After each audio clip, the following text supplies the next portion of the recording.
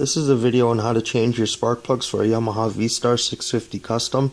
This is a 2015 model.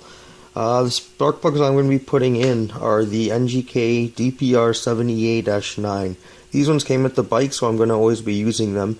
The other specified spark plugs that are available are the Denso X22s EPR-U9. First thing we're going to do is gap our spark plugs. Some say they come pre-gapped, some don't say that, but it's always a good idea to just double check. So we're going to go ahead, get your gapping tool, and the gapping for these are 0.031 inches to 0.035 inches. And so this one is at 0.035. Don't know if you can see that. Always double check. I'm going to check the other one too. I'll do them both at the same time. And this one is 0.035 also. So one thing you can do, I'm going to change my plugs often, so I'm not going to do this, but you can always gap them towards the low end. So you can gap it at 0.031, because throughout use, that gap will open, and you can open within range and everything will be fine. If it's at 0.35 and you go further, you're gonna be gapped out of range. But that's a little tip. It's up to you if you want to do that. I'm not going to be doing that. So plugs are gapped, and what I'm going to do is remove this boot here. And also just take a look in there to see if there's any debris or anything in there. I just normally give it a quick blow. I did it already though. I'll have to do it on the other side. But just make sure you don't get any crud falling in when you take out your plug.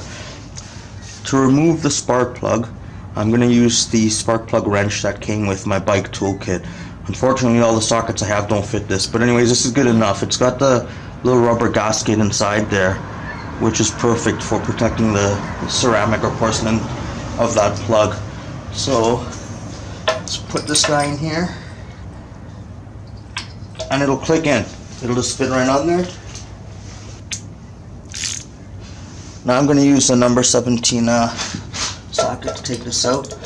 Another thing you might want to do is, depending on how you're sitting or whatever, is hang a shirt or something over your tank so your wrench doesn't hit it. I'm going to be gentle here and hope for the best.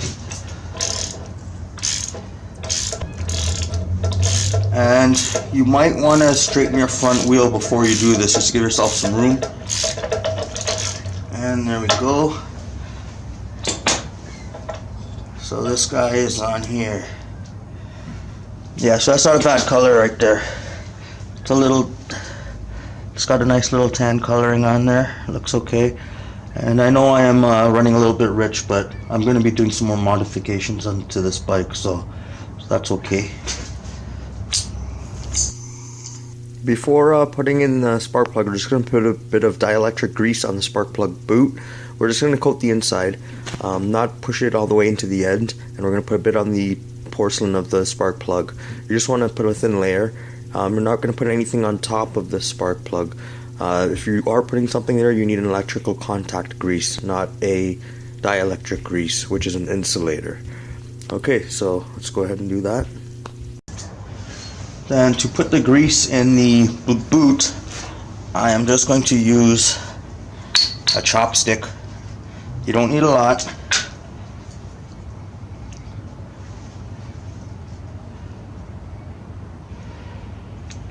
Just get a bit on here. This step isn't needed, but I'm just gonna give it a shot. I had to buy the grease for something else, so yeah. And you can also put some around your plug. Just on the ceramic part here. Also, one thing you don't want to do is put anti-seize on your plugs. These NGK plugs, I believe all NGK plugs come with a chrome-like finish on them, and you do not need anti-seize for that. What can end up happening is you can end up over-torquing your spark plugs, which will require a spark plug bore kit, a whole lot of work, and you're just going to create a whole lot of headaches for yourself. So do not put anti-seize on these plugs. So anyways, I'm going to put this back in here into the spark plug wrench. I'm going to use my socket to help reach.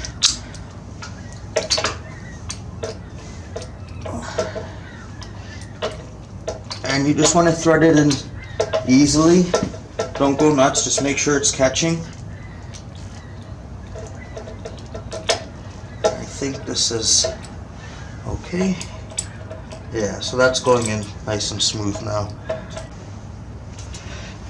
Okay, yeah, so I'm going to torque everything down using a beam style torque wrench, which I actually prefer just because I don't have to calibrate this thing. If I drop it, it's going to be okay, whereas a click style torque wrench, those things got to be gentle with. I mean, you throw them around, they're going to get out of sync. And this looks like 13, yeah, it's about 13 foot-pounds for this. But yeah, these are more durable and they're pretty cheap. Like, I don't want to have to run around and find out where to get a torque wrench calibrator, or you can buy parts online for it. This thing, 30 bucks.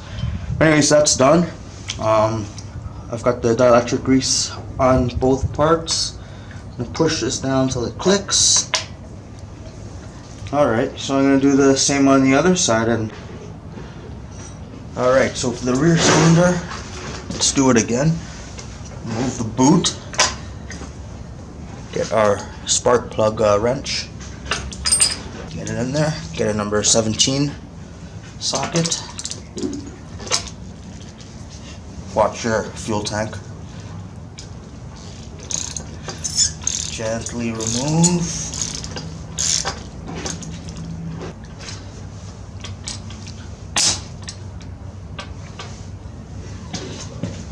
Inspect your plug, read your plug.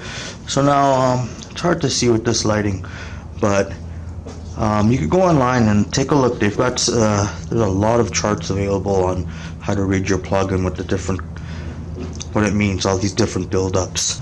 Now I'll get the new plug. I'm gonna put a little dielectric grease on here.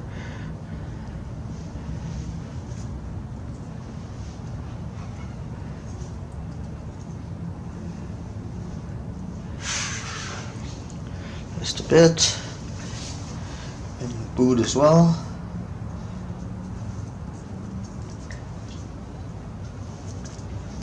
Good to put everything back. So, spark plug and the spark plug wrench. I already checked the gapping, no anti-seize. Extension might be helpful. When you feel it going, you can move to the ratchet. Watch the fuel tank.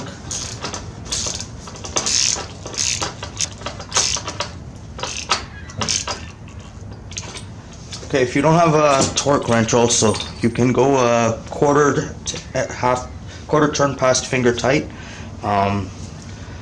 If you don't have a torque wrench, I would say get one. Just you don't want to fuck around with this stuff. This is your bike. I mean, if you're gonna be doing work, you're gonna be working on your wheels, anything like that. Like, you've got a lot of vital parts here, and you want to be doing everything properly. So just get a torque wrench. Like I said, 30 bucks for this thing. It's well worth it. So, it's supposed to be 13 foot-pounds.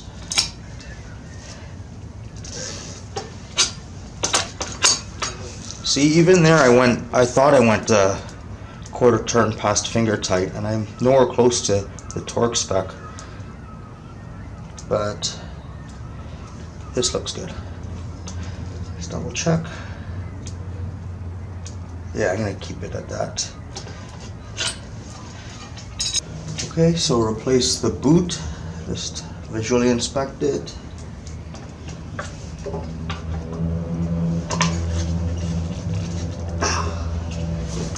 Start her up.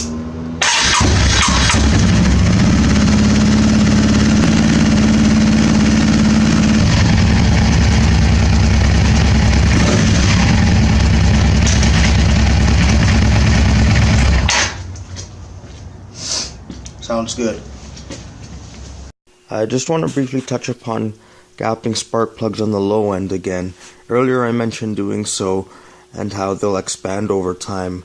these plugs are actually 1,000 kilometers past due. I was supposed to change them over the winter, and the winter we had, I was riding throughout December, January, February, now it's March, and I failed to gap them or replace them, so that's why I'm doing it now. But these plugs, they're supposed to be 0.031 to 0.035. Now if we take a look at them, it's 0. Yeah, it says, I don't think you could see this, but 0.037 for this one. And let's get the other one. This guy is 0.038. Yeah, so 0.038. So yeah, so they do expand over time. It's just kind of showing you what happened. So you can get them on the low end or just change them frequently. They are pretty cheap, just a few bucks for a pair. So that's what I'm going to be doing. But I just wanted to go back and show that they do expand, and that's what happens. Alright guys, hope this helped you. Take care. Later days.